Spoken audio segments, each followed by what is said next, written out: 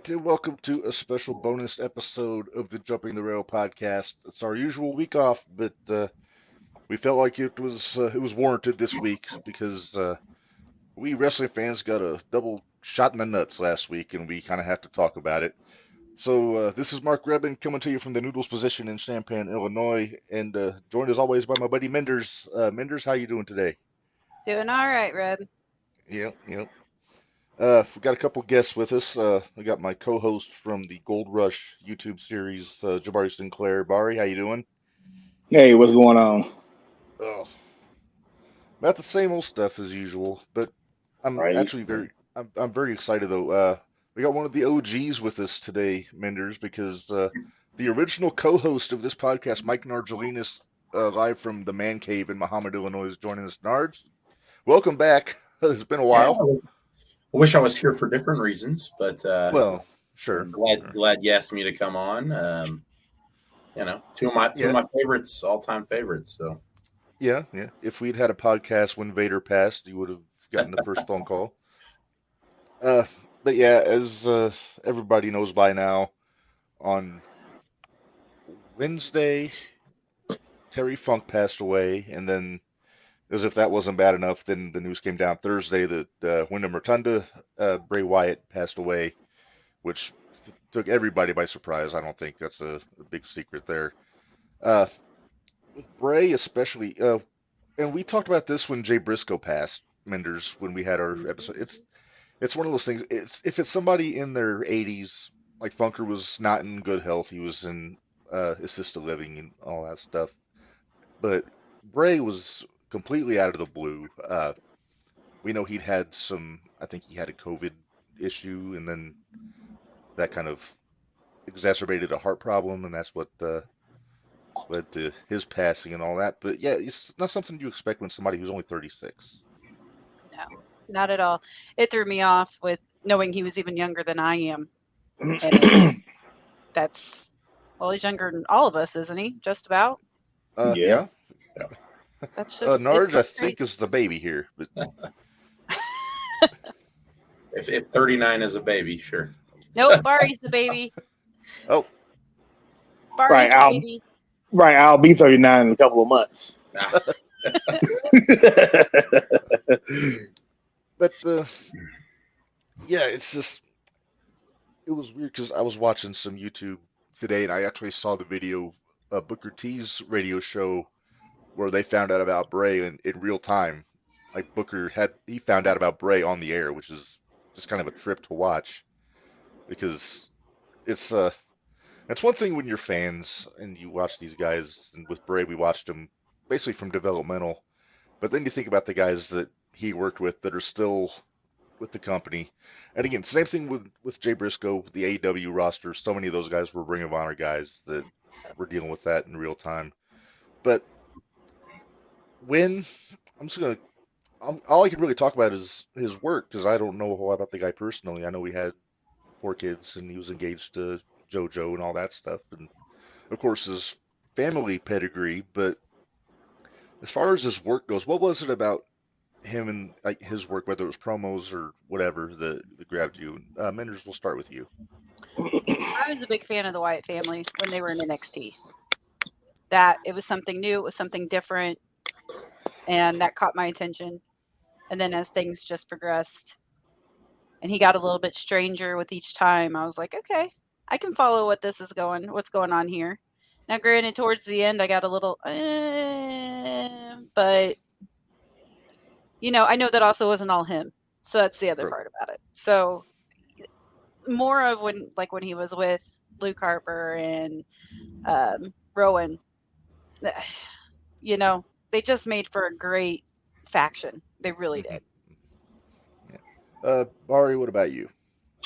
For me, I didn't watch a lot of NXT back in the day here until recently. So my first exposure to Bray was when he came to the main roster, and it was like a breath of fresh air, man. A new supernatural character who was good on the mic, and he was good in the ring, and I was always excited to see what Bray was going to do next. Whether it was his solo stuff or the stuff that he did with the Wyatt family, or even the stuff he did with Matt Hardy later on. It was all exciting. So it's a tragedy to the wrestling business and to the wrestling fans that he's gone. Yeah. Now, Narge, I know your boys were all big Bray fans. I can see you got the Fiend mask there behind you.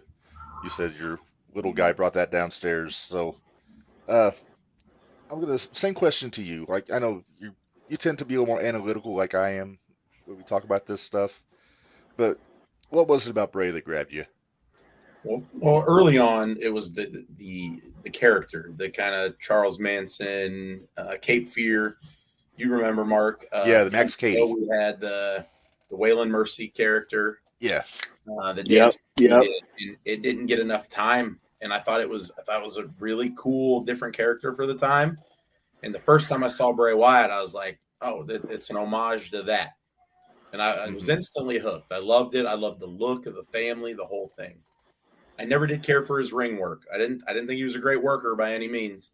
I didn't care for his style, but I liked the method behind the madness, I guess. You know, you could kind of see he was a smart worker. And I agree that, you know, the Undertaker started to kind of lose some speed there at the end, and they needed kind of a supernatural type character. And I felt like he could have taken those reins. Again, between the health issues, some of the bad booking, things like that. It's really unfortunate, and I agree with Mindy too. There at the end, it kind of got wonky. I didn't care for the Fiend or the Burnt Fiend or any of that. I liked the Funhouse. I thought Firefly Funhouse was great. But I didn't like the Fiend side of things with that. Really felt like the Wyatt family could have done so much more had they stayed together at WWE. You know, really focused on that. It could have been good. You know, it's one of those things where WWE takes stuff and, hey, it's good now, and then they destroy it and pull it apart. And absolutely. Yeah, they always kind of had that fix it if it ain't broke kind of mentality sometimes. But I know with me, the first time, let me get this picture off there. The first time I saw Bray was actually before there was a Bray. I used to watch NXT when it was the competition show on Sci-Fi, like after ECW went away. And look at this guy. There he is. Husky Harris. And when I found out his background, when I found out he was Mulligan's grandson, he grabbed my attention. And then it kind of tickled me that they put him with Cody as his pro, because then you got the Wyndham Rhodes connection a little bit once again, you know. Yep. And I was always impressed by his athleticism. Doing my research, I didn't realize he was a state champion wrestler in high school, and plus he was a stud football player in college and all this. So he was always a crazy good athlete. When he switched to Bray Wyatt, and I'm with you, Bari, I didn't watch NXT when it was just on Hulu before the network came out. So I was kind of late to the party on that until he made it to the main roster. But and Narge, you mentioned the Max Cady Cape Fear aspect. That's what grabbed me with his character. I thought that was my favorite version of Bray all the way through. I think the stuff he did with Daniel Bryan in the early run, not the stuff later on with the Fiend, was really good. I love the stuff they did with the Shield. I think that was actually the first match of the Wyatt family I saw was the Wyatts and the Shield from Elimination Chamber in 2014, 15, 14. I want to say my math is not quite all there, but yeah, it's just everything he did just got your attention. The promos were fantastic. I didn't really care for the supernatural element like you guys talk about. I just wanted him to be a creepy guy in the woods. You know, that would have been just fine with me. Yeah, I was It would have worked. well. Yeah. Yeah. Well, yeah. But I loved it when he won the WWE title in 2016, I believe it was, 17. And then had the run with Randy where Randy burned down the shack and all that. That was a little bit on the cartoony side, but it worked. When they had crickets and mealworms in the ring at WrestleMania. That didn't work for me. That did not work for me either. I was like, I come don't think on. it worked for any of us. And that's it. But those two guys were good enough. They didn't need all the bells and whistles. You put No, they didn't. a classic wrestler like Randy with a great character like Bray, and that's all you needed on that. That's it. That's it. Yeah. So talking about when he came back, did the Firefly Funhouse, did the Fiend stuff, and maybe maybe I'm the minority here, but the Fiend I thought they overused. Every match was a Fiend match. I think they should have saved it, like how Finn Balor would save the Demon for the big matches. That was exactly, yeah. I hated the red light, and I think we talked about that on the early podcast. That I felt that ruined the character for the first run was all the red light matches. It was terrible. Yeah, distracting as hell. What's that? I said it was distracting as hell. Yeah, we got to see it live in Chicago. I remember Survivor Series, Money in the Bank. I think they did Money in the Bank up there, and he had done. It was just terrible. You couldn't see anything, and I think it took away from the character. It kind of lends more credence to the fact that WWE is essentially a TV company more than a wrestling company. In that way, they're more focused on TV production than the live presentation for the crowd. It seems like sometimes, but well, and kind of like where you were going, Reb, with the. I wish they would have saved the Fiend and let him work as Bray, and save the Fiend for the big matches. Save that for kind of like you were saying with Finn and the Demon. You know, they saved the Demon for the big matches. They didn't bring out the Demon all the time. Right. So I think if they would have done it that way, because I didn't hate the Fiend at first, I really didn't. But as it went on, it was like, well, why didn't they do this or why didn't they do that? And it's like, now you're not making any sense because you're going off the deep end. It wasn't special anymore. Yeah, and I didn't. It wasn't like special Uncle anymore. Howdy. I really didn't like the whole bringing in the Uncle Howdy at first. I really wasn't crazy about it. Period. But I was interested to see where it would have went had they been able to develop it more. Yeah, I was hoping they were going to build another group out of it. I mean, with him and Howdy, and there was always talk about Liv Morgan and all this other stuff. Right. I agree, though. Should have saved the Fiend. I liked Funhouse Bray. I thought he was kind of the equivalent creepy to Backwoods Bray. You had this guy, and I mean, they could have done some stuff with that. You get, he's playing with puppets, and you could have blurred some lines, but I could have seen where they could have gotten in trouble with some stuff too. Sure. Doing that, but I thought that had a creepy element to it. Yeah. Oh yeah, it was way creepy when it first started. When the Fiend when he first busted the Fiend out it was on a Funhouse, just like a little inset video thing. I thought it was one of the more creative things I'd seen in a long time. Just for the look, the mask, the body language, the posture and all that. I thought if they would have done it, WWE has been doing the films and everything. I think that could have been a really good horror movie franchise for WWE films, if not just doing the matches. They could have made some pretty interesting horror films with that character, I thought. But instead, they just focused on the wrestling aspect of it. I think they had something there when they were talking about. I think it would have made for great characters. I mean, how else? That was one of the big things. And I know you're not a big fan of Hogan, Brett, but that was still one of the things that made. I know, right? Right, Narge? But I know that brought a lot of the kids in or whatever. So there was something about it that I wondered if it would bring more of just the on occasion watcher to come watch, to see what was happening. Like a way to reel them in and hopefully keep them around. But for me, I just felt like there was so much more. And again, with his health and everything, I don't even feel like we got half of what they planned on doing with it. Everybody kind of faulted him for these ideas that didn't make any sense. They weren't going anywhere. But I really think there was an end game to it all. It just between his health. I mean, it literally started, stopped, came back, did the LA Knight thing, stopped. There was too much start and stop there. He got released at one point, which was never really explained, and then brought back. So it was all very.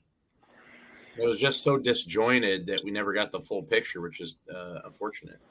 Yeah. Yeah. There's a picture I just came across of. It wasn't the Bray character. This is actually from when he was Duke Rotunda in FCW, like early NXT. Look at that guy. Duke Rotunda. That's a creepy looking dude there. Mm-hmm. And I think that could have worked if they would have gone that route. You know, I mean, obviously Bray's a step up from that, but he always had this very creative mind. Everybody always talks about how creative the guy is.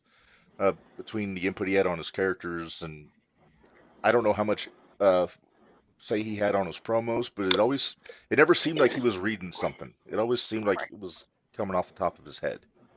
Yeah. And that's one thing I respected about him. And that's one thing I respect about all the wrestlers now that can do that. You know, that's one thing to hand somebody a script and say, here, read this. But it's another thing for people to be quick-witted enough to come up with it on their own. And you know, like they always say, you know, have the bullet points of things you need to hit. But if you can get to each of those bullet points on your own, I think it makes for a better character, a better wrestler. It's more authentic looking. Yeah. So Dwayne put a comment in, said he thought that Alexa Bliss would have a longer run with The Fiend. Where did you guys stand on Alexa with Bray in that whole angle? Oh, I don't know that one. Oh, my echo is answering questions. Oops. I got to be careful when I say... My device of the same name is right next to the computer. I got to be careful of that at home, too. I didn't care for any of that, and I felt like, you know, that it seemed as it went on, they were trying to make Alexa Bliss bigger than him. The whole WrestleMania match where it all kind of hit the bed. Yeah, it was terrible. Mm-hmm. And I'm not sure where they were going with that. They didn't do anything with Bray after that, right? He got released. Bray was done after that. Yeah. I know, Narge, I know you're a big Alexa fan. Yeah. From back in the day. So am I. And I know that she's a big horror movie fan too. Like, she loves all those. So I think she was very excited to do that character. And she said that that's the most fun she's had in her run. And it makes me wonder because I think they were going to have her back with Bray in this past year when she was kind of doing her thing before she got pregnant and then before Bray stepped out. It seemed like that's where they were angling to get back to. Hinting at that on the shows, right? I mean, there were different the lights were going out, and again, one of those things where it started and we never got to the end game because of other circumstances. Yeah. They started it, and it's almost like they kind of forced the whole thing on us. And we all know that anytime they force anything upon the people, it never works. So it was doomed from the start. Had it had a chance to grow and age organically, it could have been something. Yeah, I agree with that. That's the thing. The best stuff is always the stuff that's organic. And the original Max Cady Bray Wyatt was very organic that way. Yeah. And then it almost seemed like, and same deal. I don't know how much of the Funhouse was Bray's idea, but it almost seems like the creative was like, what's the creepy thing we can have Bray do this week kind of thing, you know? Where originally they didn't have to try. It was just, I'm just going to come out, sit in a rocking chair with these three giants sitting behind me, and it's going to be creepy. Yeah. And, go ahead. Oh, go ahead. No, go ahead. No, you're good. We do this all the time. It's great. But no, like I thought they were pushing. What I thought they were going was going to make Alexa Sister Abigail, which is fine, I guess. But again, it didn't grow organically. It needed to just happen and not be forced down everybody's throat. So you may remember when Bray Wyatt was going to be Sister Abigail. Oh God, wasn't that terrible? Jeez Louise. I don't remember what had happened. Was that right before it was COVID, right? COVID happened. No, it wasn't COVID that time. It was I think he had elevated liver enzymes.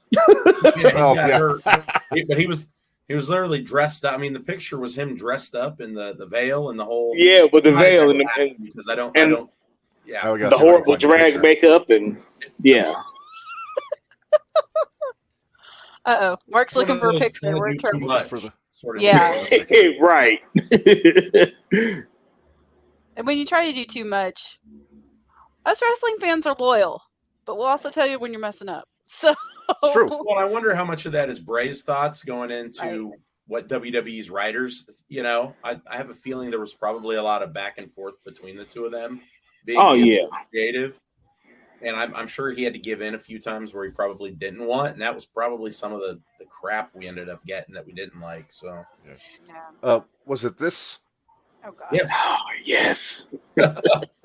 That's unsettling. Very much. It's so bad. I love it, pal. Shut up, McMahon. So we can't talk about Bray without talking about the Wyatt family as a whole. And obviously, when Bray's news came out, the first thing a lot of people thought about was Luke Harper, Brody Lee, and when he passed. And some people were like, before all the news came out, they were thinking, "Oh, was it from the same thing?" And it wasn't. It was different circumstances, but just the idea that two guys from that group, both of them passed, and I think both of them weren't 40 yet. Nope. Brody might have been in his early 40s. Nope. It's just weird to think that there's two guys from the same group in the span of two and a half years, both leave us at the same time, and that's just it's crazy to think about. And you know me, I'm a big fan of Brody going back to when he was on the Indies, and Bray, I'd love to go back and find some stuff on FCW, like on YouTube, when he was teaming with his brother, when it was Bo and Luke. Was it Luke or Duke Rotunda? I can never keep track of which one it was. Bo and Luke Duke. Did you really just say that? No. It was Bo. Good old boys. Good old boys. Bo, Luke, and Duke. Coy and Vance Rotunda weren't there. But no, it's the Wyatt family. Everybody loved the Shield. The Wyatt family was just something else. And Bray was something. When Bray came back before Uncle Howdy and all that stuff, it is Extreme Rules when he showed up and cut the promo, and that maybe grabbed me for the first time since he was doing the original Wyatt family, because it sounded authentic.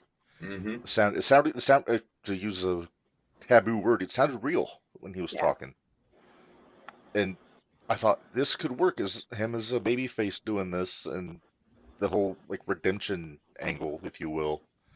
But then they did the 180, brought Uncle Howdy in, put him in that Mountain Dew pitch black kerfuffle Debacle thing with LA Knight.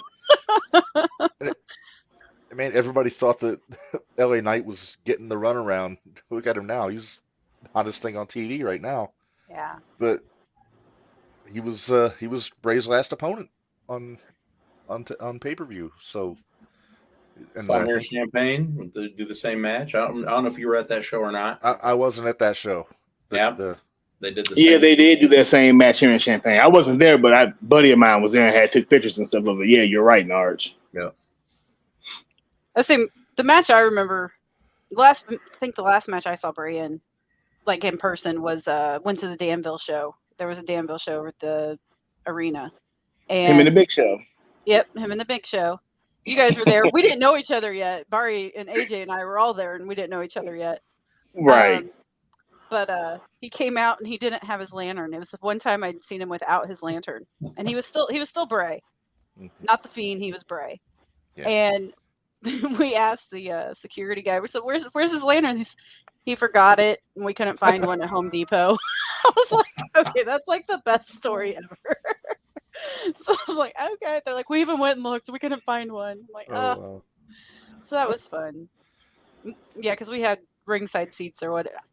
Me and the guy I was with at the time had ringside seats there at the entryway. So that was really cool. So nice. Yeah. So we saw a lot of tributes in the last few days. I know next week on the show we're going to basically focus on All In and All Out and talk about those two shows. But I do want to kind of mention House of Black on All In came out. Buddy had the lantern, and they paid the tribute. The commentary team mentioned the Fireflies specifically, so I thought that was a nice touch. I was really happy they did that. I really was. And it was nice that it was two of the guys that had worked with Bray and worked with Bray before. So I appreciated that it wasn't just some random thrown out you know, hey, here you go. Here's your little throw too. Yeah. But you know, I liked most of the tributes. The talk about tributes. The Terry Funk street fight, whatever it was, on SmackDown on Friday. That was not one of them. Ooh, ooh. terrible. My kids wrestle more hardcore than them, and they're I'm 5. I'm telling you, right? There was nothing hardcore I've about seen that your match kids except for the damn table spot. Yeah. Terrible. Yeah, I think I heard. I didn't watch Raw last night, but I heard. I guess at the end of Becky's match, they did a little tribute. I heard Seth had Bray plates on his belt last night, which was a nice touch. Yep. Uh, and then Ciampa also, was wearing. I don't. I say Ciampa wore the armband with both Terry Funk and Bray Wyatt on it. There was a lot of the guys last night Okay. that were wearing the armbands. Yeah. I think Mercedes had a armband on and stands it all in. We'll talk about that next week. Don't worry, Minderz. Don't I know. roll your eyes I at me know. yet. I'm And I give trying not to. we give the guy a lot of shit on this show, but Tony Khan, from what I heard, is giving guys the opportunity to take Wednesday off to be at the funeral. So that's a nice move by him. I mean, The other thing on there's that, I don't know. Did you see where they were saying? I feel bad for -1, Brody's son, oh yeah, because 1, Bray was his godfather, right. and 2, that's 2 people that he looked up to as a father figure that he's lost now in the past 2.5 years, Yes, Could I think it's been what, 2.5 years. 12? He's a youngin. I forget how old he is. I think he's about 11 or so. But yeah, he's kind of, you gotta feel bad for him. He's kind of been put through it here the last week or so. I'm trying to is there anything else anybody wants to say about Bray, just in general? Bari, you need to tell the sheep story from Peoria. And Okay, this could and be interesting. and right, and AJ can tell their story better than I can, but AJ's not here. I'll try to. Yeah, we were at a WWE live event in Peoria, and we had bought some of the Wyatt family sheep mask. I bought the Brian black mask, and AJ bought the white Eric Warren mask, and we're running around before the show with them on and stuff like that. And these 2 little old ladies stop us and look at us and say, "You all need Jesus if you're Bray Wyatt fans." I'm like, "Lady, do you not realize that it's okay? Sure, whatever. Yeah, Let it go. we need Jesus. Yeah, we need Jesus." Jesus Saves, right? Javier Chavez, Carpenter extraordinaire. Oh, that'll get us some letters. Yeah. All right. Well, going around the well, I was gonna say around the table if this was the wrong person, but going around the screen here, what's everybody's favorite Bray match, interview, moment, whatever? I'll start with Minderz. You keep starting with me. Give me a minute. Let me think Ladies about this a first, second. I trying don't to like be a this whole gentleman. lady stuff. Actually, my favorite was probably when he thanked the fans. I think that might have been the one you were talking about. I don't remember exactly when it took place, but when he thanked all the fans and said, when I was down, you guys brought me back. I think that might have been the SmackDown after Extreme Rules. Was that Yes, the it SmackDown was. after? Okay. Yes. But that one when he came back, and I think that was one of my favorites that he did. Yeah, that was a good one. Bari, how about you? When he won the WWE Championship in the Elimination Chamber. Okay. Nobody expected it, but when he hit AJ with that Sister Abigail and got the 1, 2, 3, I popped. More than I popped. Oh yeah, I thought it was awesome. And yeah, especially because Orton had won the Rumble and they were tag team partners at the time, so nobody was expecting that. All right, Narge, how about you? The Wyatt Family Shield Elimination Chamber. That just 6 of the best at the time. I mean, it was awesome. Yeah. Honorable mention though to the COVID era WrestleMania where he took on John Cena. Oh. And Cena finally did the heel turn, and that was fun. It was goofy, and I remember it ending going, "What the hell was that?" And I felt like we did that with Bray Wyatt. So Yeah. You know, it was perfect. But yeah, those two Yeah. stick out probably the most. Yeah. For me, I talked about how much I enjoyed that chamber match with the Shield. My favorite moment, though, is in the build up to that when they did the face off in the ring on Raw. It was the Shield was walking away, then the Wyatts were coming down, and then it ended up where they were just all face to face in the middle of the ring. And I think this Hell picture's of a actually from the moment. chamber match, but I mean, nobody said anything. Just one by one, like the Shield would jump over the rail, then the Wyatts come down to the ring, then the Shield gets on the apron, then the Wyatts get on the apron, and the Shield gets in the ring, and then Wyatt backs them off, and they walk away. And just the crowd just hated him. There was so much heat because they wanted to see him fight, but Wyatt knew. Bray knew. He's like, let's make him wait.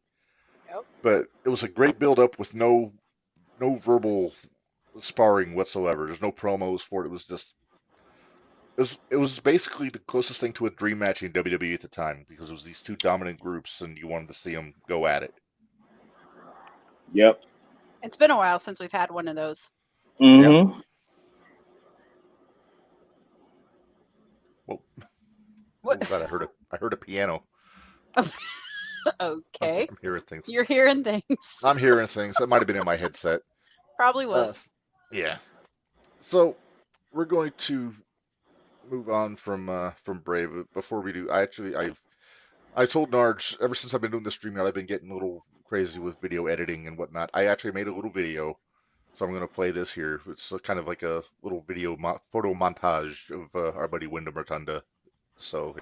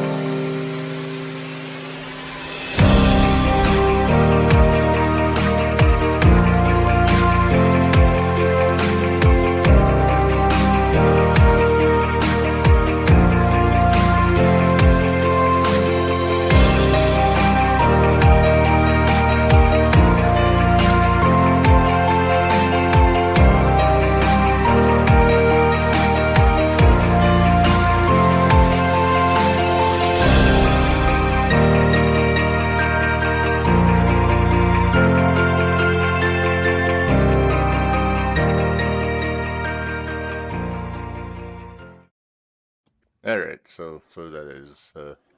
Good job, Red. Yeah, very good. And in fairness, I did one for Funker too. We'll get to that one later. I But figured. all right, so let's move on.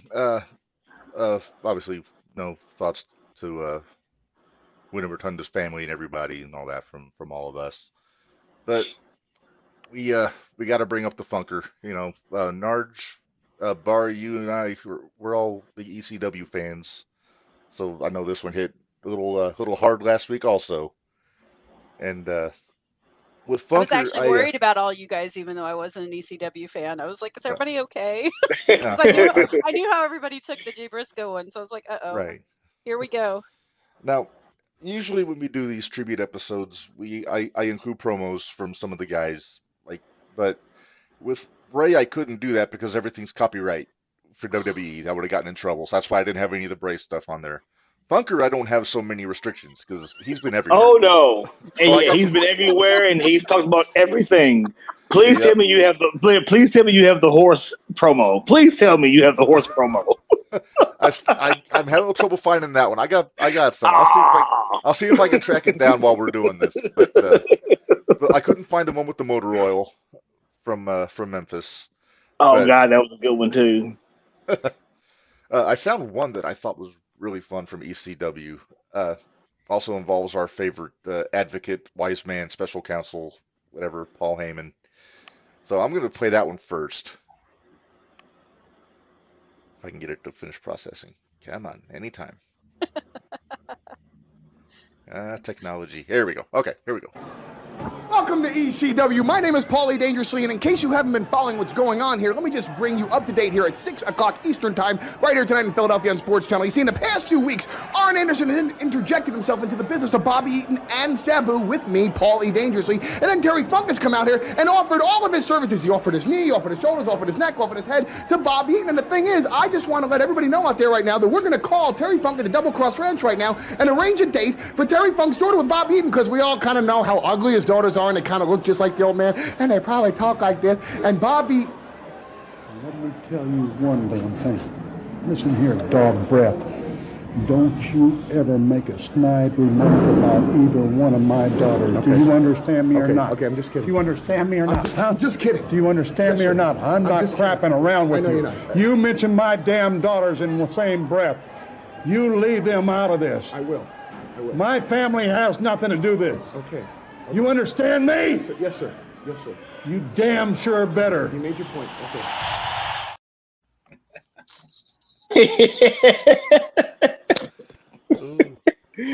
Oh, boy. You know how we always call the Cobra sir? Uh-huh. That's a yes sir moment right there. That's a yes, sir moment. A stern yes, sir moment, as a matter of fact. I was picturing him and I was picturing Rab and Camaro like having this Oh, conversation. oh no. I believe I would soil myself if that happened. Right. Please don't hit me again, sir. That was Paulie's come to Jesus moment there. Yes, that was. He saw the light. Oh my god. So, talking about Funk, and again, we're gonna mainly focus on the work, the promos, the matches, all that stuff. Narge, we'll start with you this time. Give Minderz a break. When did you first see Terry Funk?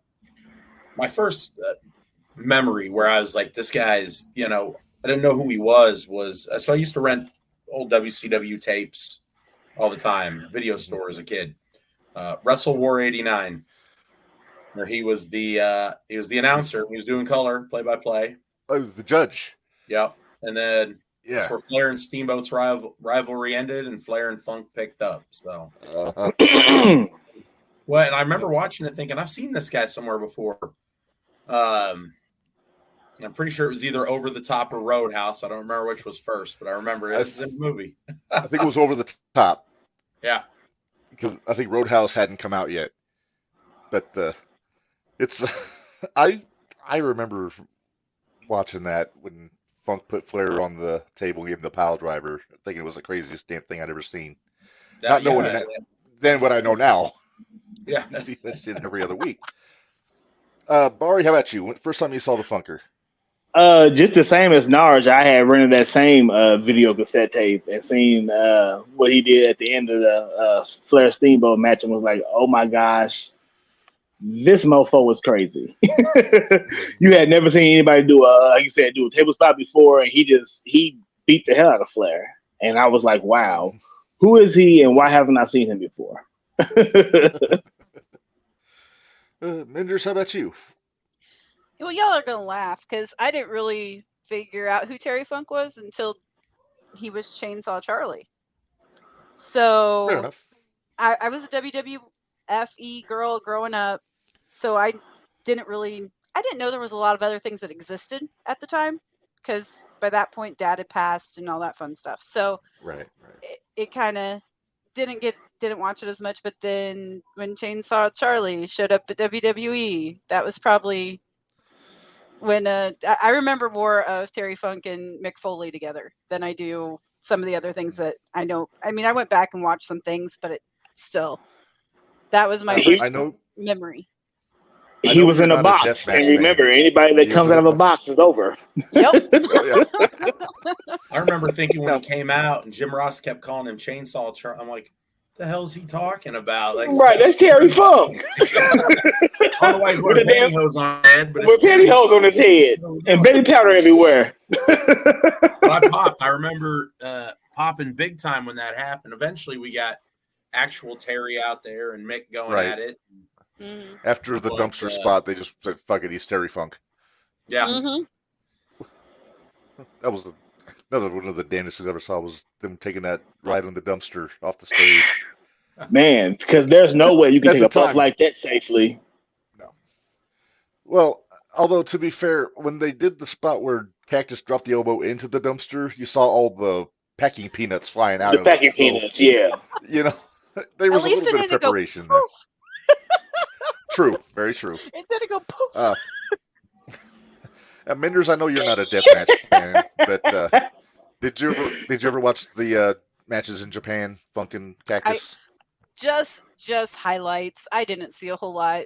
Like you said, I'm not a deathmatch fan, so anytime I'm seeing blood, I'm kind of like get a little squeamish and don't particularly care for it. I've seen highlights. Okay, that's understandable. I watched the highlights of one of their matches over there in Japan a few weeks ago, and I was like, for these guys to be as good as friends as they are, there's no way in hell that I can still be your friend.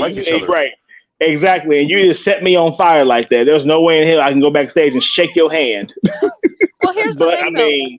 It's like they always say, the best enemies on screen were the best of friends behind the scenes. This is true. They've always said that. Yes. Because you're not scared to hit your friend. You know they'll forgive you. Exactly. Yeah, well, I guess, yeah.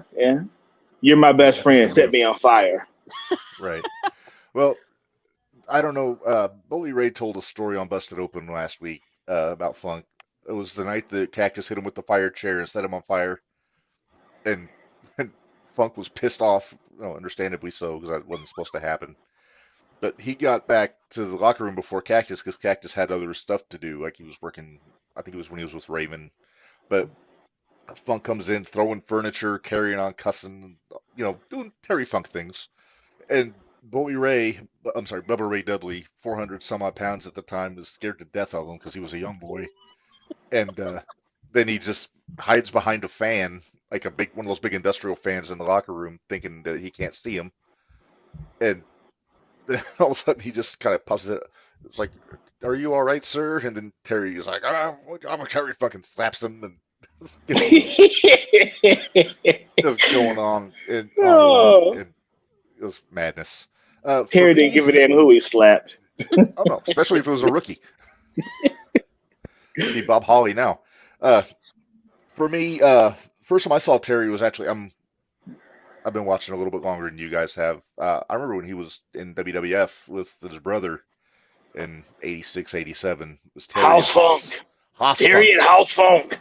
Because we rented, you guys talk about renting Wrestle War. I rented WrestleMania 2 when, like a year after, like right before WrestleMania 3.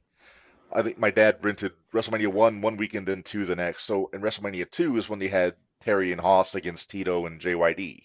That's right. And so that was my first time seeing Funk. And at the time, I'm 5 years old, didn't really jump out at me. I just thought, it was this crazy guy. Because I was, me, I'm a Tito fan. I just wanted Tito to win. Mm-hmm. And Dwayne is not wrong. Terry Funk might even slap his mama. I don't know. I'll tell you what, Paul Lee better not slap his mama. Yeah, right? But no, so I saw Terry for a bit, then he went away, his horse got sick or whatever. And I didn't think much of him until I saw on one of the TBS shows in '89 when he put the plastic bag on Flair's head. And I thought, you're not supposed to do that. Like, everybody always tells me not to put plastic bags over my head. And then Jim Ross is losing his mind on commentary, and it's just crazy. And I guess they got a lot of heat from the network about that. Yeah, they did, yeah. But yeah, the rest of that angle I didn't see till years later because I didn't have cable. I was watching that on somebody's satellite that night when that happened. So later on, I saw the match at the Great American Bash when it just fell off the rails, and then the I Quit match. I Quit match, yeah. I remember the I Quit match. I remember the promo that Ric Flair laid weeks before that I Quit match. He told everybody that he was going to kill Terry Funk on the 27th. I probably thought that's what he was going to have to do. Right. I don't think I've ever heard anybody else in the promo say that they were going to kill somebody. But yeah, Ric Flair said he was going to kill Terry Funk. Right. And the thing about that match was perfect across the board because, number one, you got Funk and Ric Flair. I mean, you don't get a whole lot better than that for two guys in the ring. I think Tommy Young was the referee, greatest referee ever. Tommy Young. Then you got Jim Ross and Gordon Stoley on commentary. I mean, you can't lose with that whole combination in that match. No, you can't. And then Gary Hart at ringside to boot. At ringside, yeah. I was getting ready to say Gary Hart was out there too. Yeah. Can't forget Gary. But man, that match was so crazy. It was fun to watch. Terry was exaggerating the figure 4 at the end. He's like, "You're breaking my leg," or whatever he said on the microphone. And actually, I got to go back a little bit further because I also saw the match after that when it was the Thunderdome in Halloween Havoc, which actually that might have the tag team match. It was Funk and Muda against Flair and Sting. Yeah. When the plants caught on fire and Muda had to blow his mist on it to put it out. Oh, man. Yeah, Dwayne, I agree. The I Quit match was awesome. It really was. I hear a lot of people say that's the greatest match of all time. Dave LaGreca said that on Busted Open last week on the tribute episode. I don't know if I'd go that far, but it's definitely my favorite I Quit match. Oh, yeah. Yeah. Let me see. I'm going to throw in another. Well, you asked for a promo with the horse. I don't have that one, but I do have one where he's on a horse. Sorry. So let's throw to that one here. All right, good enough. Good looking animal. Whoa. You know, I rode over to my neighbor's house. I said, "Hey, how big are Hulk Hogan's arms?" He was bragging about Hulk Hogan. He said, "They're bigger than yours." I said, "Well, how big are Jimmy Snuka's arms?" He said, "They're bigger than yours." I said, "Well, how big is Ricky Steamboat's arms?" He said, "Oh, they're a lot bigger than yours, too." I said, "Well, I want you to know something, neighbor. I have an extra large. Maybe not arms, maybe not legs, but I have an extra large. What I have an extra large in is a heart. That's right, I've got an extra large heart, and that's what counts in sports. It's nothing else. So all of those muscles, that makes me hot. And every time I think about it, it makes me hot. It makes me hotter and hotter and hotter. Well, I'm so hot. I'm juicy." I'm not sure what he was going for there. I'm not sure where he was heading there. Yeah. He wasn't sure where he was headed at there. So, but all right, Funker. Yes. I think there's something to be said for that first video, though, back to Paul Lee, and maybe you'll get there. But without Terry Funk, such a boost to ECW at the time. Oh, yeah, absolutely. I mean, that was one of those where I'd kind of forgot about him in the early 90s. And then the mid-90s, you start to hear about ECW, and then you see that, and you see all of the crazy stuff he was doing there. I mean, I remember the Beyond the Mat promo where Paul Lee basically talks about how selfless Terry Funk is and how he's there doing all of this for them to make something, happen there. I think Terry enjoyed that. He just enjoyed pro wrestling. Yeah, like being around the young guys and doing the thing.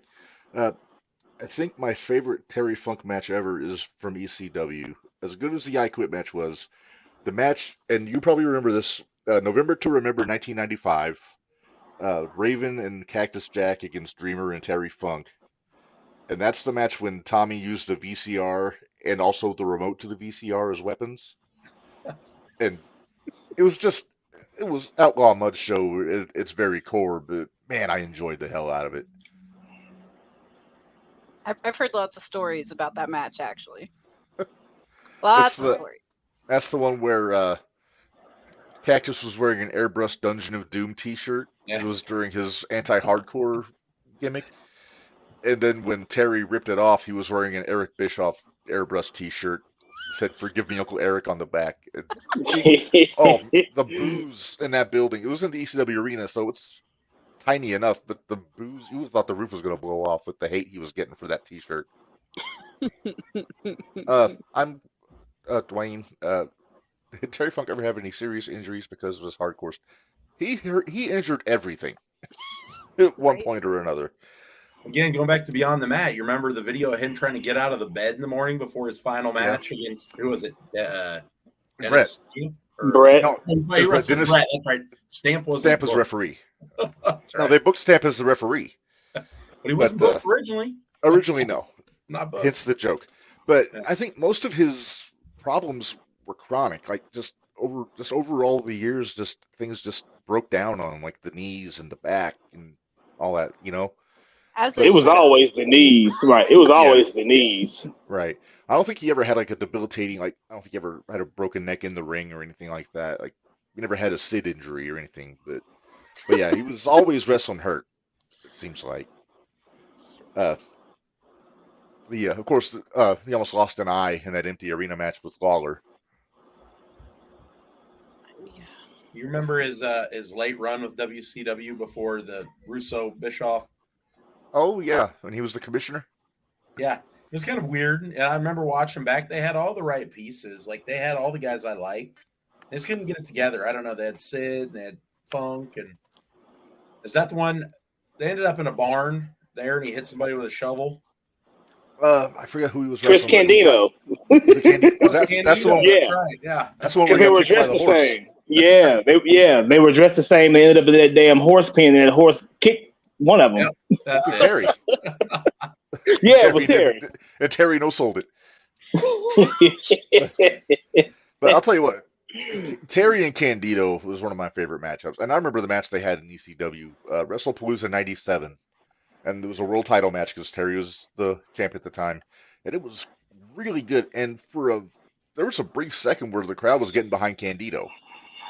Because he was getting over, because he was in the middle of the triple threat and all that. But it was just a really good technical wrestling match. There wasn't a lot of ECW elements, tables, whatnot. But I just wanted to throw that out there. That's one of my favorites. And also, I'm a big fan of Candido anyway. So, just wanted to throw that out there. Let's see. Take this off. Here we go. I saw a promo that really grabbed my attention. This is from Florida in 79 is what the heading said. This is when he was feuding with Dusty, which I don't know, when wasn't he feuding with Dusty, but still. Right. So I'm going to put this up here real quick. There we go. You know, there's a movement, and it's a very, very funky movement. Yes, it is, Rhodes. There's a funky movement because you see, I have got my fans, you egg-sucking dog, and put yourself in that cage, and believe me, I can get your head up against that wire, and I can blur your vision like you blurred mine so many years ago, and I can keep you from running, Rhodes. Yes, I can keep you from running because you have no place to go. And listen, one time when I was a young boy, I saw a deer hung up on a fence where he tried to jump that fence, and it had ripped his hide and his sinew, and the tendons were hanging out, and it kicked there till it died. Well, listen, Rhodes,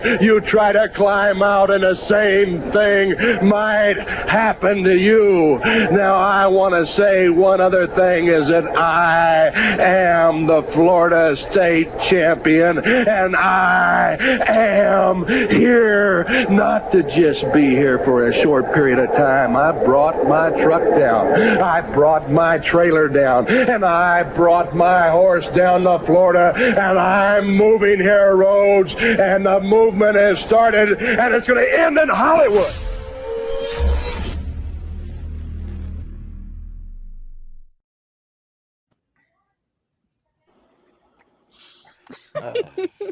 Florida Terry So good. at its finest.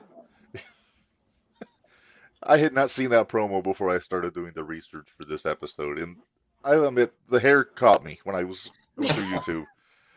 Yeah.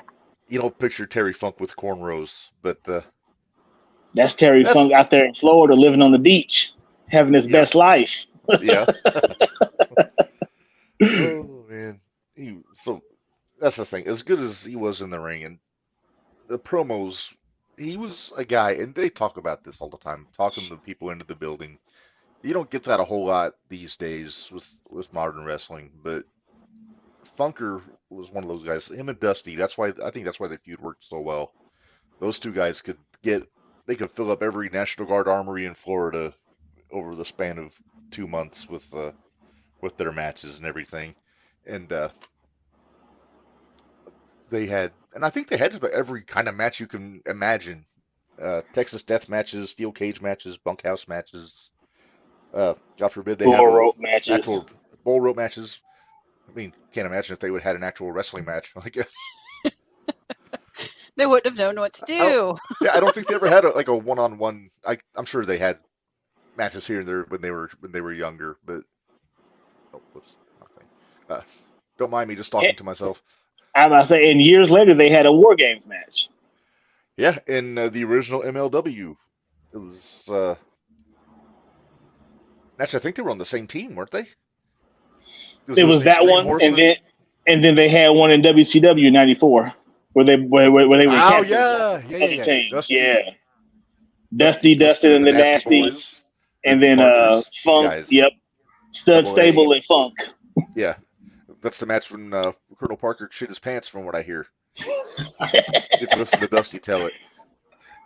But yeah, because I remember the match, and I think it's on YouTube. It was a War Games match in MLW back in like 2004, 2005. And it was when Carino was in the Extreme Horsemen. Steve Carino, Simon Diamond, C.W. Anderson, and then they had Barry Windham was their partner for the War Games match. And then it was like Dusty and Funk, and I'm trying to remember who else it was. And then Sabu and Fonzie were the other two guys on the team. And so they had a War Games match there. It was interesting. You're gonna have to go back and watch that one. Yeah, I love Fonzie. I wouldn't have had him as my partner in War Games. Nah. But yeah, so they've gone around and they've wrestled each other. They wrestled for 4 decades or so, maybe 5. I don't know if they ever had a match in the 2010s. But it was the feud that just never ended. It was this Dusty and It was Dusty and Terry. It was Dusty and Dory. Then when Dustin came up, they put Dustin into it. I can't imagine if one of Terry's daughters started wrestling and that she'd wrestle with Cody. Okay. But it's one of those things where those two guys were just synonymous with each other. Like you talk about Flair Steamboat, Hogan Savage, Dreamer Raven, Freebirds Von Erich, and Funk and Rhodes is right up there with them.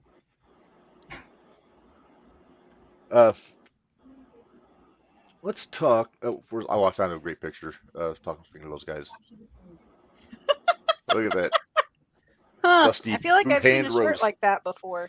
Yeah, you know somebody on this podcast that has that shirt. I do. Yep. I've got it somewhere. If I could have found it, I would have worn it tonight. But I think it's somewhere in storage.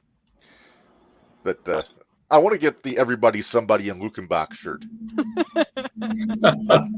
I told Cavazos he needs to get an Everybody Somebody in Mattoon shirt made to sell at the merch stand.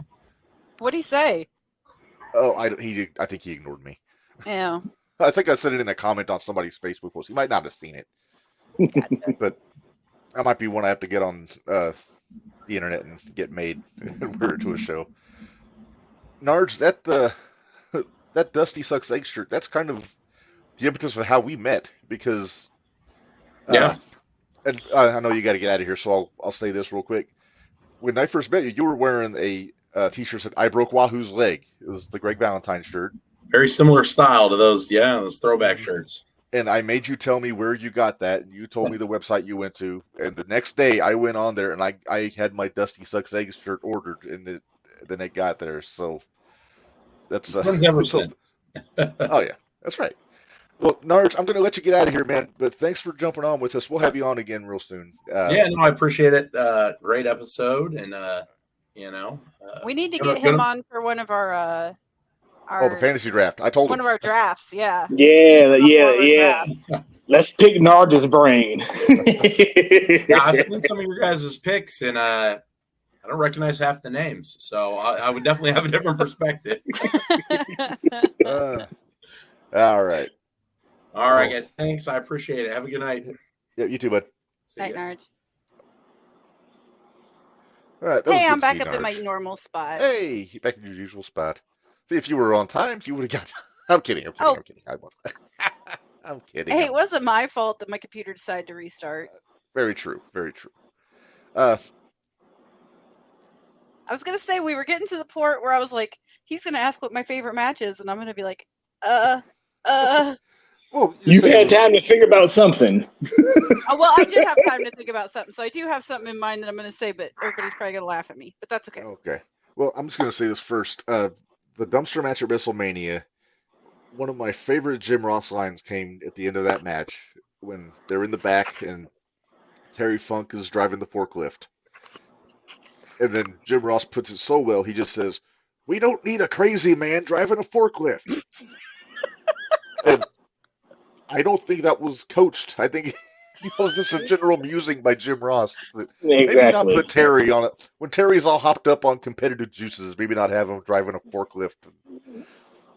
Because that was crazy Terry at his very best there. At his very best. That entire match, he was absolute batshit crazy. Kicking people's butt and talking to him while he's doing it. Most of it gibberish. Yeah, gotcha, you son of a bitch, yeah! So, I'm going to throw it to you guys. This actually is going off faster than I thought it was going to be. I thought it was going to be a long one, but we're actually making pretty good time. Talking about Barely Legal, and Narge kind of alluded to it. Talking about how big Terry was in basically preserving ECW and making it go as long as it did. It seems like putting him in the main event, giving him the world title, was kind of their way of saying thank you to the Funker. And I actually went back and I watched that pay-per-view like the day after they announced that he'd passed. And number one, the whole show's great. That's one of my favorite pay-per-views. But then just the story that they told between the three-way match, it was him, Stevie, and Sandman. Winner gets Raven. And then Funk wins that one. Then he gets Raven. Funker's bleeding. He's beat up. He's sore. Then here comes Raven, who, not a scratch on him, beats the shit out of him. And then Funk still winds up winning anyway because Dreamer threw Big Dick Dudley off the Eagle's nest. And it's just... So, that's the thing. People give Paul E so much credit for storytelling, and this is why. From even before the pay-per-view, Dreamer cut no promo because it was supposed to be Dreamer, not Funk, in that three-way match in the story. And then the storyline where Dreamer said he gave up his spot on the pay-per-view for Terry Funk because he deserved one more title run. And then they go through the whole thing, make it seem like Flair. See, I'm looking at comments. Dwayne's commenting about Flair still. Yeah, I saw that.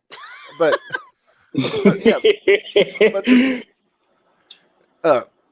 between the ladder whirly bird thing Funker did, the moonsault off the ladders, then was taking copious amounts of punishment from Raven going through the table.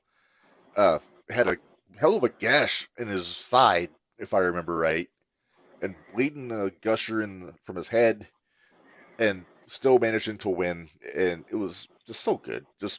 It grabbed you. Even like I watched that match for the first time I was about 18. It grabbed me. Minderz, I can tell you're not digging the description. I'm not. It's okay. I knew this was gonna happen. I was like, we're gonna do this. I'm like, oh boy, I'm gonna have a bunch of lovely facial expressions. Well, but it is what it is. I get it. And you know what? If it wasn't for Funk, there's a lot of guys now that I don't think we'd have. Oh yeah. The business wouldn't be what it is now. I respect what he did. Again, it's just not my style.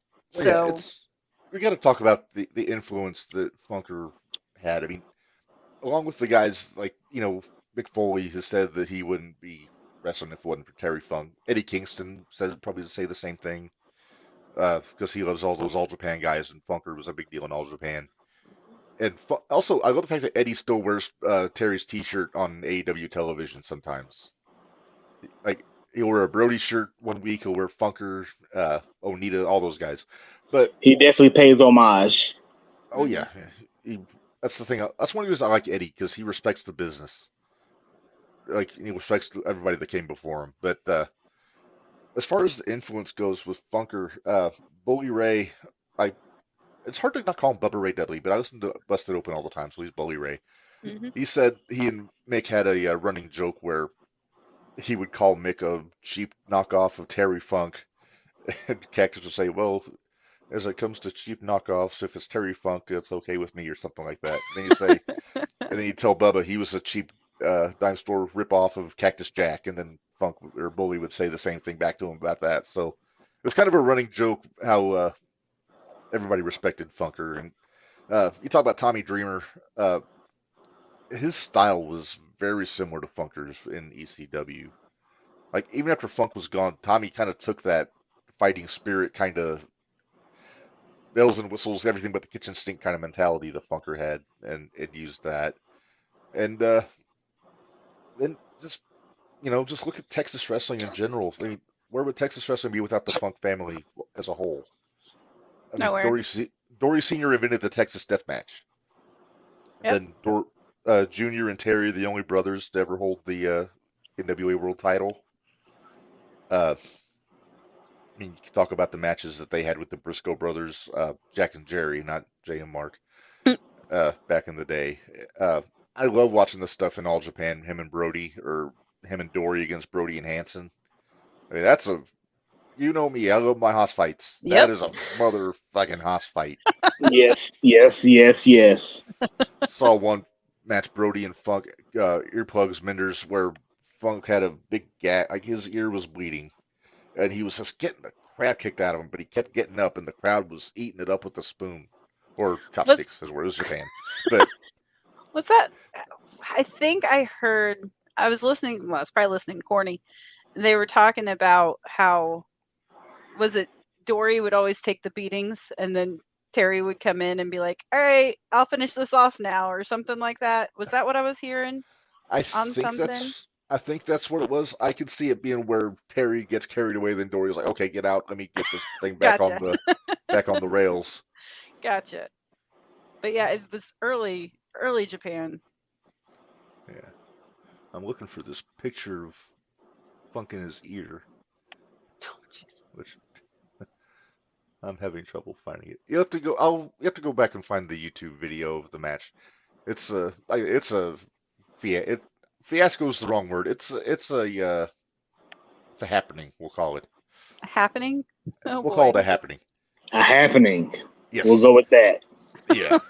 Well, let's go to another promo here. Another one from Florida.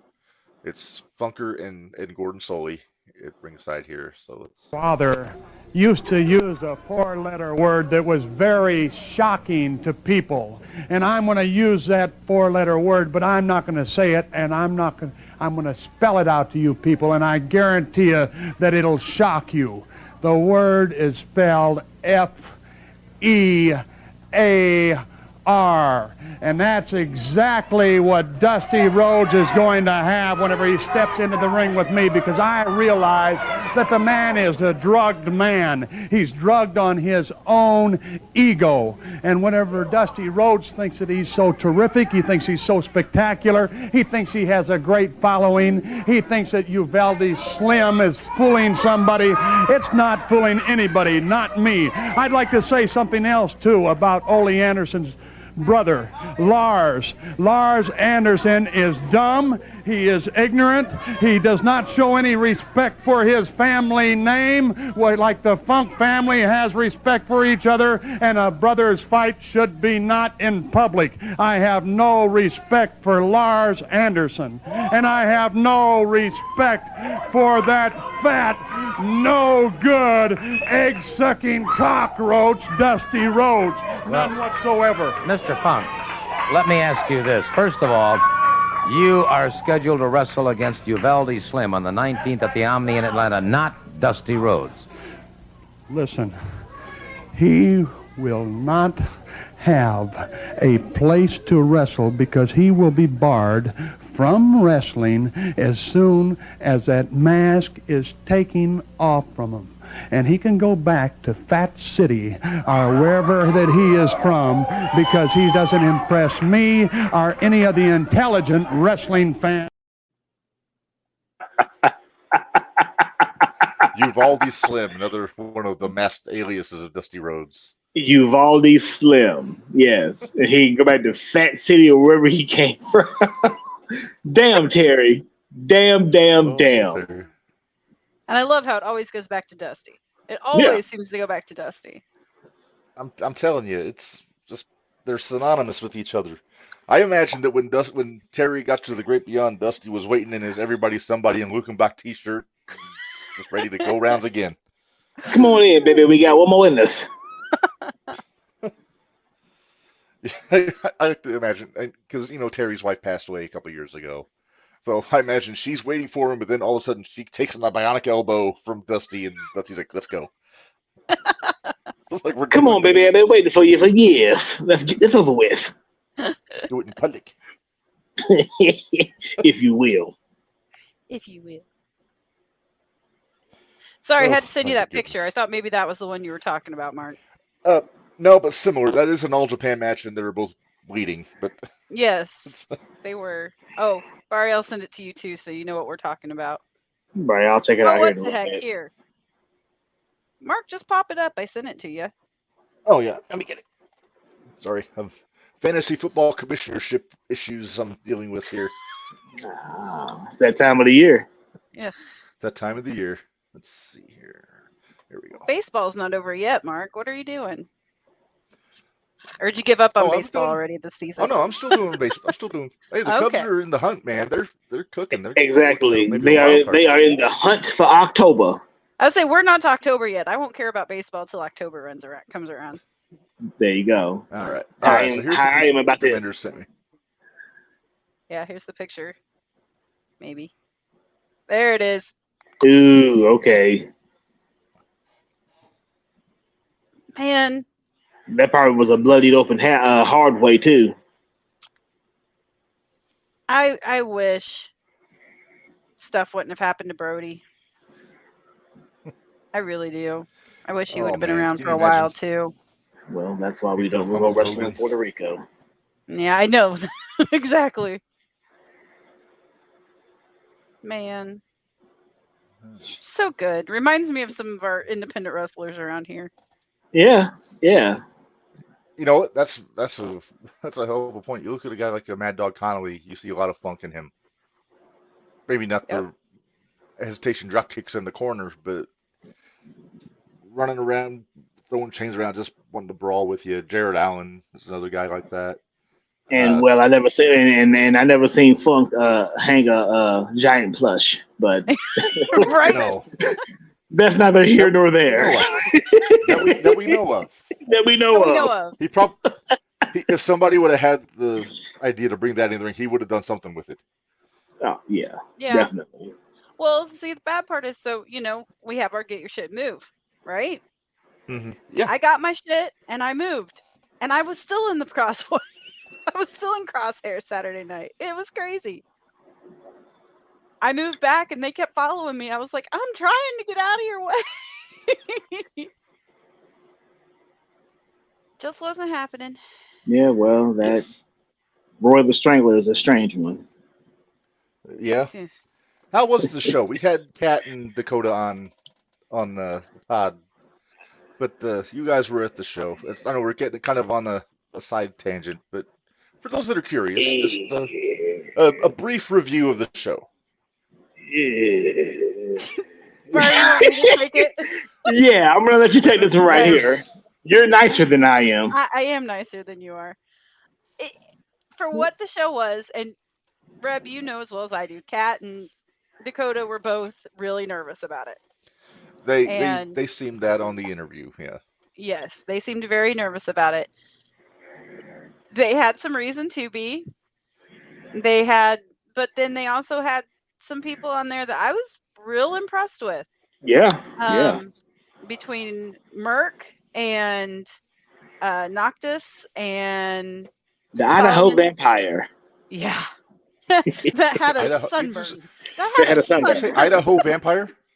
The Idaho Vampire that had a sunburn. That had a sunburn. Yeah, vampires don't usually have sunburns, do they?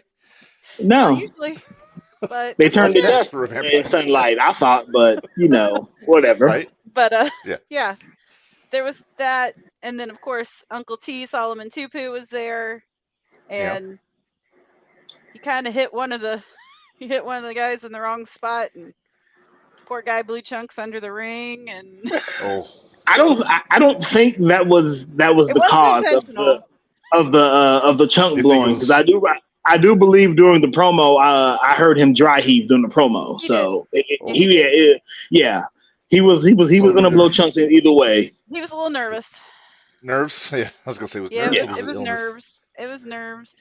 Yeah. Well, I Um, think the show's supposed to be up on YouTube. I don't know when, but we'll keep an eye out for that. But I'll see if I can find out for you, Reb. But like I said, Yeah. there was the Hate Keepers, and who did they fight? Hate Keepers and constant headache, wasn't it? yeah, Constant Constant Headache. headache. Yeah, That was a good match. that was a good match.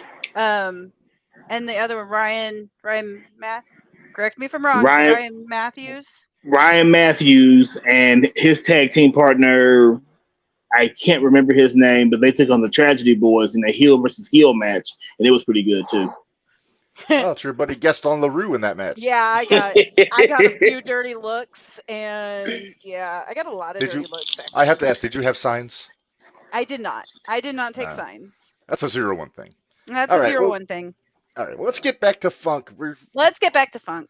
I forgot. I just went usual jumping the rail procedure, but- just side tangents. In our defense, it was Brody and Funk, and we were talking about their influence. So in our defense, Right. that's where it went. That's how it got there. True. All right. So I'm gonna throw it out to you now. Same question as with Bray. We'll start with Bari Minderz for Thank your you. consideration. Favorite Funk match, Bari? Gonna be his I Quit match with Flair. I think that's the popular choice. I think Dwayne said the same thing in the comments. So, Minderz, Do I have Would to you like go me with a to- match, or can I go with something that he did that I respected a lot? I'll allow it. Go ahead. Okay. Because I think what I remember Terry Funk for, like I said, Chainsaw Charlie, all that. But when I really began liking Funk as a person was during the Hell in the Cell match with Oh, okay. With, He's buying time. Foley and with Mankind and Undertaker. Because Bless you. how many Thank you. times did poor Terry Funk come running out there to check on his buddy? Two For or good three. reason. For good Yeah. reason. And But then taking the choke slam out of his shoes in the ring. Out of his shoes. Out of There his could not have shoes. been a more perfect choke slam, and his shoes were perfectly placed in the ring. Uh-huh. but that to me, that's one of my Terry Funk memories. Like that's a good, another one that's of a mine. good one. Yeah, I just love the fact that Cactus is clearly knocked out after going through the cage, and Funk's in there checking on him with the doctor, and all of a sudden they're showing Foley on the ground, but all of a sudden they go to a wide shot and you see Funk throw his hat at Taker, yelling at him, Yep. giving him the Terry Funk business, as we know. What are you doing, you son of a bitch? You're gonna You kill sucking him! dog. Yeah, gotta kill Mick. Come on and give me your best shot. We gotta buy him some time, something like that. Yeah. And Taker We gotta chokes buy on him some time. But yeah, that was one. That was good. Yeah, because I don't think anybody knew that Funk was there. Nuh-uh. 'Cause he wasn't wrestling. Exactly. Not until Mick went off the top of the Off the top to the table, yeah. top of the cell. Yeah. Still the greatest Jim Ross call ever. Good God Oh Almighty. my he killed God, him. he's dead. They've killed God him. is my witness. As he's God broken is in my half. witness, he's broken it in half. That's just poetry. That was the masterpiece from Jim Ross in that match. Yeah. Because in his head he's thinking, why the fuck are they doing this? Why the fuck exactly? Somebody Well, call this there's damn not a match lot- now. As, I don't like what he well, thinks in and AEW. I was gonna say that's probably what he thinks every time he's out there doing commentary right now. But that's beside the point. Right. We'll talk about that next week. Yeah. If I can get through another one. Oh. Sunday was rough, or Saturday was rough. I was Sunday was pleasantly rough. surprised at how short the show was Sunday. I thought it was going to be a marathon. It was only about 3 hours. What one were you watching? 4 hours with the 5 pre-show. hours with 0 hour. It started at 11. I must have missed the first hour of the pre-show then. But and hell, the pre-show was 2 hours long. Was it 2 hours long? Yeah. Oh, then it started at 10. Whoops. Yeah. Oh. I missed an hour. So it was 6 hours long. Because it didn't get over till 4. Yeah. And it's still short for an AEW pay-per-view. That's true. Well, it usually starts at what, 5? Runs till after midnight. And then if you watch the scrum, there's another 2 hours out of your life. Right. See, exactly. I can't commit to the scrum. That's all you, Minderz. Sunday was easy to do the scrum. Sunday was real easy to do. It was in the day. It was like 6. It was great. All right. Well, tangent over. But again, you want to hear our thoughts on? I liked how we waited until Narge was off here, I liked how we waited until Narge was off here before we went on our tangent. Yeah, everybody knows Narge loves AEW. No fault of it. I mean, good for him. No fault. No. There's fans. No, of course not. And I'm going to say congratulations. 81,000 fans is a hell of an accomplishment no matter what company you're running. I was impressed. Kudos. And the stadium looked great. Mm-hmm. I thought it looked awesome with all the people in there. But especially when the Fireflies came out. Yes, but we'll get into more of that next week. We still got some funk talk here. Let's talk about AEW. Okay.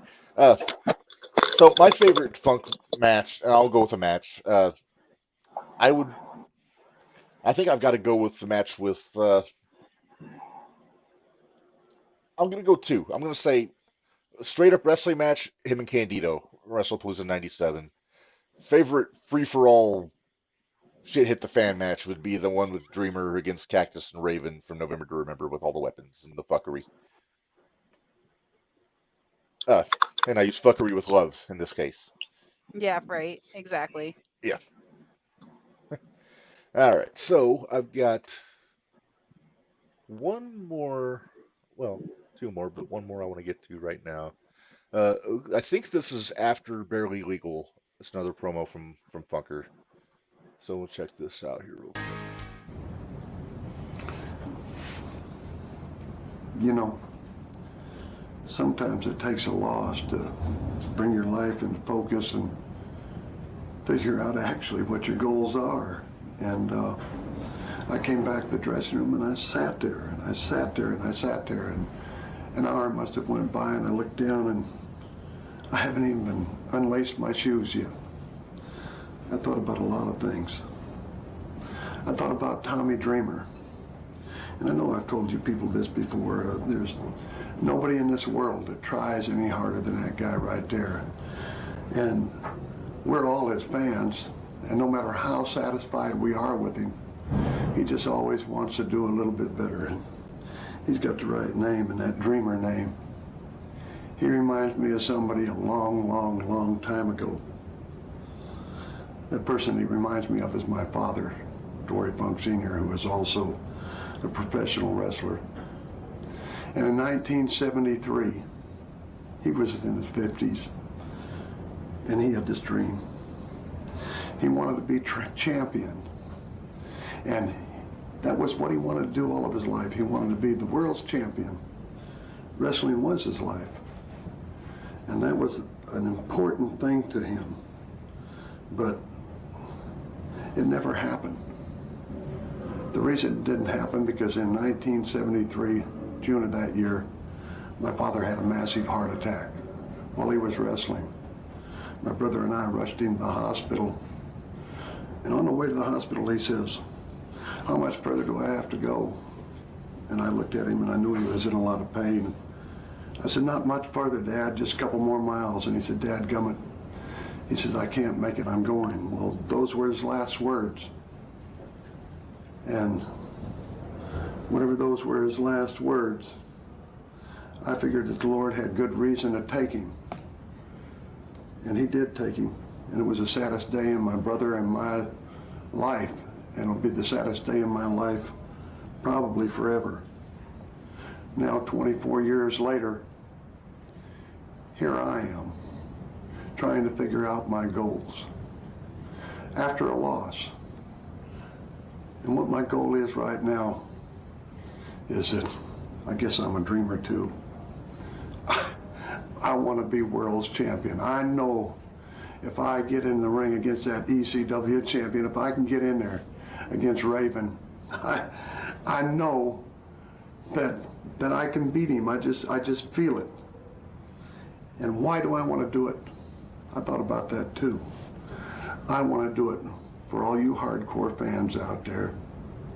I want to do it for all of us old farts to prove that we don't have one foot in the grave. But most of all, I want to do it to fulfill my father's dreams. That's what I want to do, is fulfill his dreams. Now, I know that I can't guarantee a victory, but dadgummit, I can guarantee that I'm not going to give up, and I'm not going to quit, and I'm going to just keep on going. And if I can get him in the match, a championship match, and if I can beat him, and they present me with that belt, I don't want to stand out there and say I did it my way.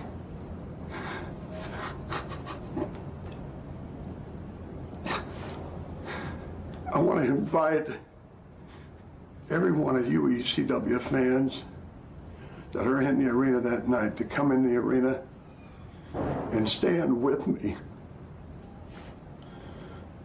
And I want us to hold our arms in the air, and I want to invite anybody that's watching it on television to hold their arms in the air and say, we did it our way, not like the WWE. We did it our way, not like the WCW. We did it our way, not like AAA, New Japan, All Japan, FMW. We did it our way, not like the ultimate fighting organizations. We did it our way. And what is our way? That's the ECW way. And what is the ECW way? It's the only way, because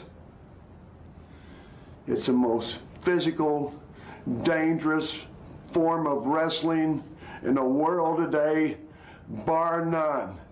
We did it our way because we love it that way.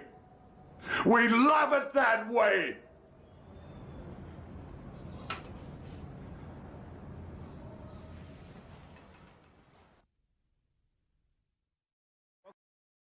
Okay, so I was wrong. That's before Barely Legal. But Obviously. but man, even that hit me in the feels, and I'm not a hardcore person, and that hit me in the feels. It goes back. I mean, we talked about during the Florida promos when he's rambling like a crazy person and talking people into the building. That's the same deal. He's talking people into buying the pay-per-view because he's making them want to see this old guy. And I say old guy. He was 53 in that promo. He's 11 years older than me right now, which is kind of hitting me a little bit. But yeah, 10 years older than me. But yeah, he was selling that pay-per-view, and the that delivery, like humble old man Terry Funk, was just as riveting as crazy psycho middle-aged and crazy Terry Funk when he's cutting promos like that. But yeah, that one grabbed me when I was doing my promo research. I hadn't seen that one in a long time, but it was really good. Now, Minderz, I know you don't know a whole lot about Funker, but Bari, you got anything you want to add about Terry? He's a once-in-a-lifetime individual that came through and inspired an entire generation of extreme wrestlers. I'll say that much. Whether they're good or bad, he inspired an entire generation of extreme wrestlers. That's very true. I mean, nobody's going to be as good at it as Funker was. Oh, no. Everybody's kind of playing for second best, well, third best after him and Cactus. But nah, it's there's another promo. I got one more. This is the one that people have been quoting the most since he passed. It's one from Japan. I think it was one of his retirement shows. One of his many. One of them. It's from '83. Actually, In 2 days, it would be 40 years to the day. So it's kind of fitting that that's when it was, August 31st of '83. As we're recording, if you listen to the podcast, it is 30 years to the day. So there you go. So I'm gonna play this one more. Then we're gonna get to our Hall of Fame, and like I said, we're gonna be done ahead of schedule this time, which is kind of surprising. But here we go. 声が聞こえてまいりました。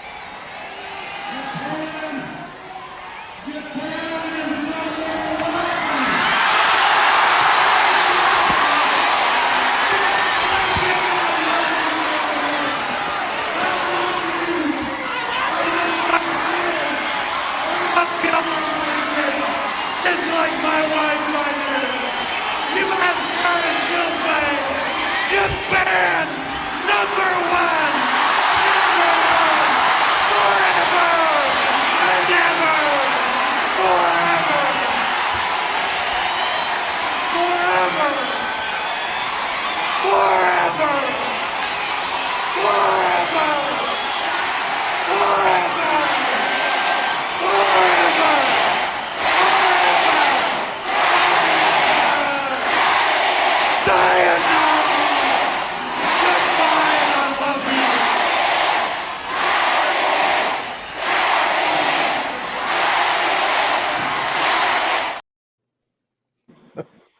Yeah, Forever. Yeah. Yeah, that goes on for another minute or so, but I think we got the gist of it. Yeah, no, we got it.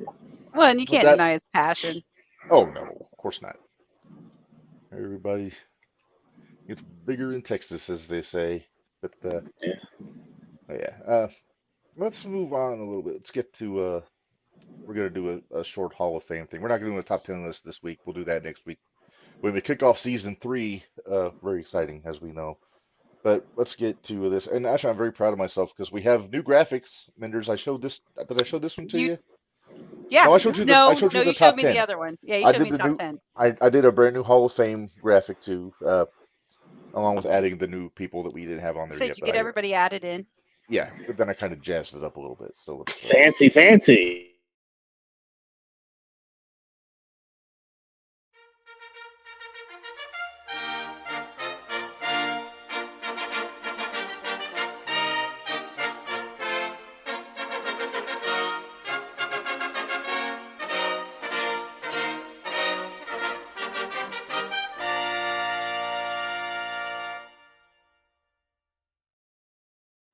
So I don't know if you caught that. I the did. Very last little bit. I did. kind of a no-brainer. Actually, Minderz, you suggested it, but I was gonna do it anyway. To be honest with Well, you. I figured you were. So hang on, let me get my graphics up here because God forbid I have my shit together. Well, it was only obvious for the simple fact that Funker was already in. Well, yeah, very true. Let's see, overlay, but yeah. So I figured I'd class it up with the red velvet background, and then I got everybody. I think in themes. I got the managers in one. They got the tag teams. Yep. I got it organized for once. It looks real good. Looks real good. So we start adding more people to it, and he has to redo it again. Right. I do love the crushed velvet curtain. Yes. But yeah, it's kind of obvious. There's our guy there. We're putting Bray in. Kind of have to. I didn't if think he doesn't go into WWE Hall of Fame at WrestleMania, I'm going to be mad. I think he will. I'm sure. I mean, they did it with Eddie when he passed. Like the next Mania, they put him in. I didn't think I would put Bray in ahead of his dad. I thought we had more time before Bray would go in. But everybody thought we had more time. Yeah, but yeah. I mean, we've said plenty about Bray already. But I mean, I'm gonna go so far in WWE. I would say he was probably the most creative mind in the locker room. Oh, there you go. Yeah. It's Funhouse Bray. Is that Huskus the pig on that? That rep? That's Huskus the pig with him. Yowie wowie. Oh, did you catch that? Oh, you didn't watch Raw last night. I missed Raw, but I heard about it. I heard Seth busted out Yowie wowie. Seth busted out Yowie wowie last night. I heard he got in the feels at the end of her match too. I didn't realize that jumping the rail just a touch. I didn't realize that Seth had broke his back in 2 places. I didn't either. That's apparently what Shinsuke whispered to him last Monday on Raw. So yeah, he said, "I know about your back." yeah. So apparently he's wrestling with a broken back right now. Yeah, Dwayne Terry Funk is the Michael Jordan of hardcore wrestling. I'll agree. I agree with you on that, there, Dwayne.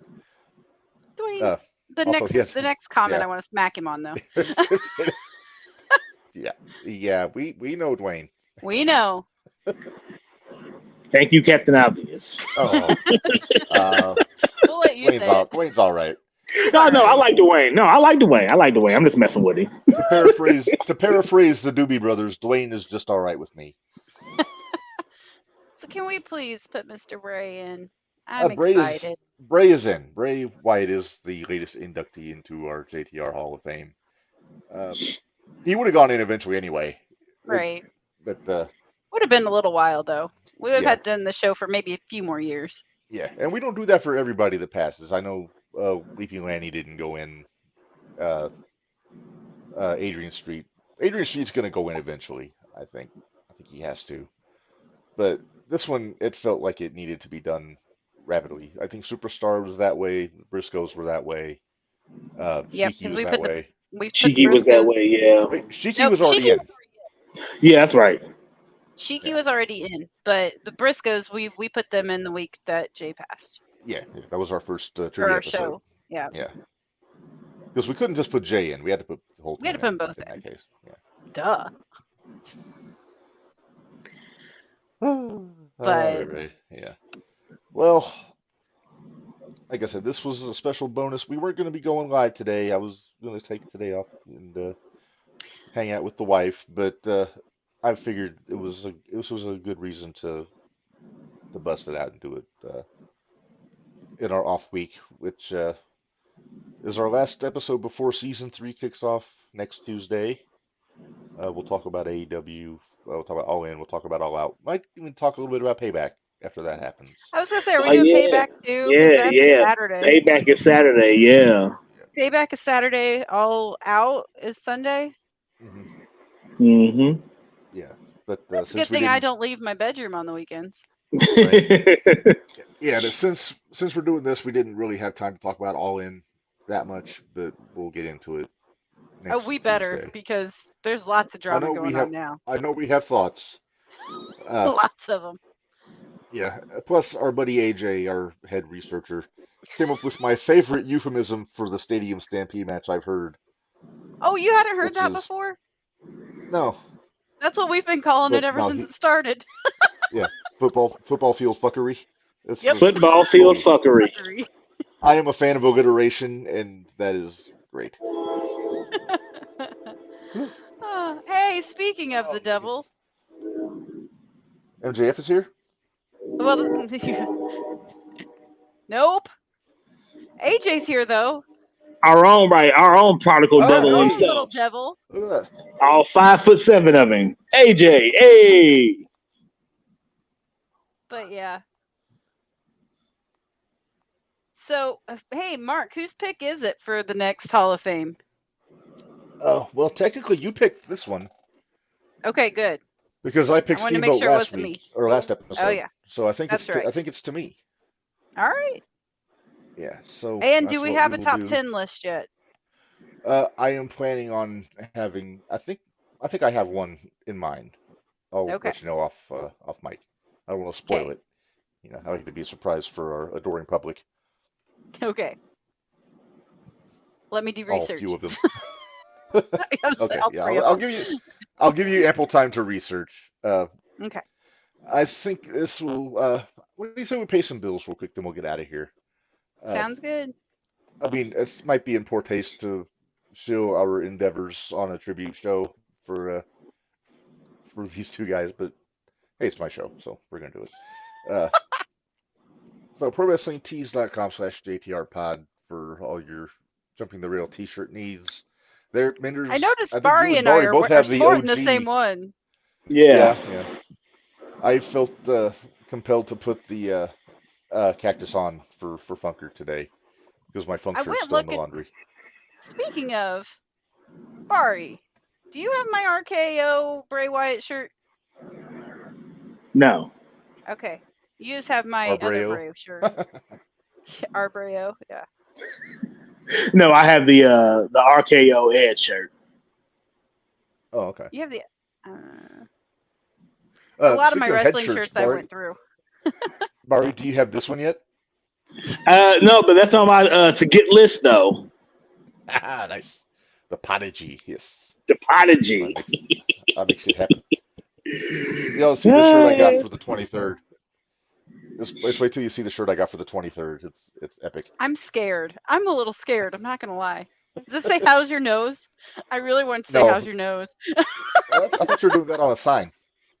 No, I said something about doing something different. Oh. It's gonna be something like that. Well, anyway, so that's jump the Pro Wrestling Tees, brainbustertees.com/JKR-podcast-network. I got that wrong. brainbustertees.com/other/JKR-podcast-network.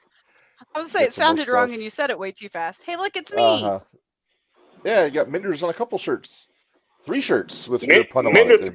Minderz and her shit stirring spoons. Hold on, I got it. Yep. Spoon. Oh my goodness. But which I've been really good at that here lately. Oh, you really have. But yeah, we got plenty of stuff on there. We got all the t-shirts. You can get those sweatshirts, hoodies, long sleeve shirts, stickers, fanny packs, all kinds of good stuff there. And we got a new one for our comrade Gary Vestelio. We have the Bearded Dragon shirt on Braybuster Tees, so check that out. I like that. Wait, so Gary, can we show the other one too? Because I really like that other one. Which one? It's a work.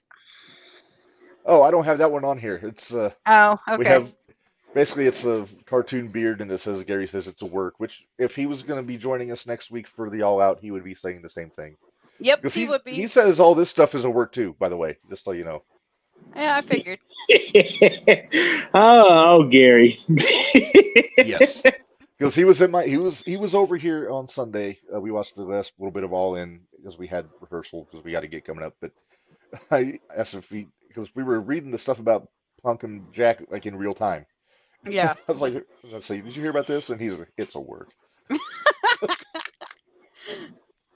That's what he always says. That's what he always says. So yeah. So if you like our friend the Bearded Dragon, you can pick up the t-shirt at brainbustertees.com.